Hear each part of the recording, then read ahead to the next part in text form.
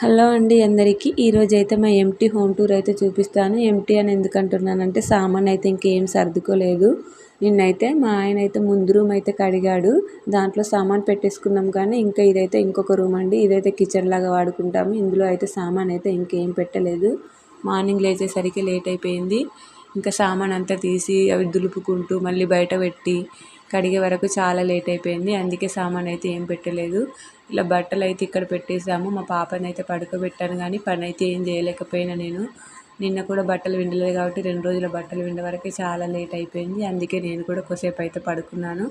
పడుకొని ఇప్పుడు లేచి ఒక వీడియో అయితే పెట్టాను. వీడియో పెట్టి మళ్ళీ మా పాప లేస్తుందని కొన్ని సామాన్ అయితే సర్దడం అయితే మొదలు పెట్టాను. కానీ ఎక్కువగా అయితే సర్దలేకపోయాను. కొంచెం సౌండ్ అయినా పాప లేస్తుందని మళ్ళీ పాప లేచినాకే సర్దుతానని అయితే పక్కకైతే పెట్టేశాను. అంతే అండి. ఇంకా సామాన్ అయితే ఇదంతా ఇట్లా పెట్టుకున్నాము. ఇంకా కొన్ని వంట సామాన్లు అయితే బెడ్ కింద అయితే పెట్టాము. మా పిల్లలు తీస్తారని, తీసి మళ్ళీ అన్నీ పారబోస్తారని ఇలా అయితే పెట్టాను. నీట్గా అయితే లేదు, ఎందుకంటే ఇంకా సర్దుకోలేదు కదా, ఏమనుకోకండి. అంతే అండి. ఇదే అండి మా ఇల్లు అయితే.